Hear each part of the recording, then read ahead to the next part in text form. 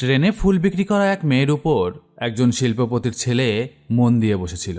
তারপর যা ঘটল তা গোটা সমাজকে নাড়িয়ে দিল।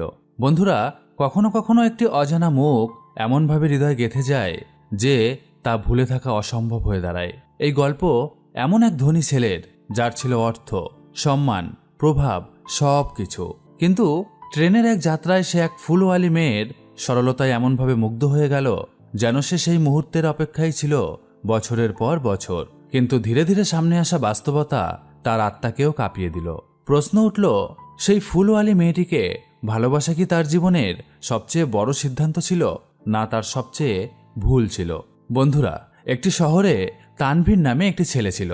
তানভীর এক শিল্পপতির একমাত্র ছেলে। তানভীরের পরিবার বড় বড় ফ্যাক্টরি, শিপিং ব্যবসা এবং রিয়েল এস্টেটের মালিক। ছেলেবেলা থেকেই সোনার চামচ মুখে নিয়ে বড় হয়েছে তানভীর। কিন্তু তানভীরের মনে সবসময় এক প্রশ্ন ঘুরে বেড়াতো, সত্যিকারের জীবন কেমন হয় দেখতে? রাজকীয় প্রাসাদের বাইরেও সাধারণ মানুষের সংগ্রাম কেমন? বাবার কাছে সে বারবার বলতো, বাবা, আমি নিজের মতো করে মানুষ চিনতে চাই, সাধারণ মানুষের মতো ট্রেনে বাসে ভ্রমণ করতে চাই। তার বাবা হাসতেন, তুই চাইলে আমি গাড়ি পাঠিয়ে দিই, কেন কষ্ট করে যাবি? তানভীরের জবাব ছিল একটাই, বাবা, কাচের জানলার বাইরে নয়, ট্রেনের জানলার ধুলো মিশ্রিত বাতাসেই জীবনের আসল রং লুকিয়ে আছে। আর তানভীরের এই জেদ তাকে নিয়ে যায় এমন এক যাত্রায় যা তার জীবনকেই পাল্টে দেবে। একদিন সকালে তানভীর রেলওয়ে স্টেশনে পৌঁছায়। চারিদিকে কুলিদের হাঁকডাক, চায়ের দোকানের ধোয়া, হাজারো মানুষের ব্যস্ততা, সবকিছু যেন নতুন রঙে রাঙিয়ে দিল তার মন। সে লোকাল ট্রেনে উঠে জানলার পাশে বসল। গাড়ি ছাড়তেই হালকা বাতাসে তার চোখ ভারী হয়ে আসে।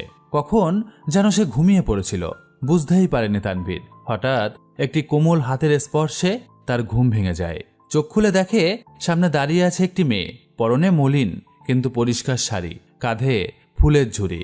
বয়স বড়জোর 21-22 হবে। তার চোখে ক্লান্তি থাকলেও মুখখানি ছিল যেন কোনো শিল্পীর নিখুঁত তুলির টানে আঁকা। মেয়েটি বলল, বাবু, একটা ফুল নিবেন? তানভীর যেন মোহবিষ্ট হয়ে তার দিকে তাকিয়ে থাকলো। পকেট থেকে 20 টাকা বের করে তার হাতে দিল। মেয়েটি বিনয়ে মাথা নিচু করল এবং নীরবে চলে গেল। কিন্তু তানভীরের মন যেন তার সাথে চলে গেল। তানভীর নিজেই বুঝতে পারল না কেন তার পা তাকে টেনে নিয়ে যাচ্ছে মেয়েটির পিছু পিছু। পরের বগিতে গিয়ে এবার সে 10,000 টাকার একটি বান্ডিল মেয়েটির হাতে দিল। মেয়েটি বিস্ময় তাকিয়ে বলল, বাবু, আপনি ভুল করে 10,000 টাকা দিয়ে দিয়েছেন তো? তানভীর হেসে বলল, না, আমি ভুল করিনি, এটা তোমার জন্যই, তুমি এটা রেখে দাও। মেয়েটি কিছু না বলেই টাকা হাতে নিয়ে চলে গেল। কিন্তু তার সরল মুখ, তার চোখের ভাষা,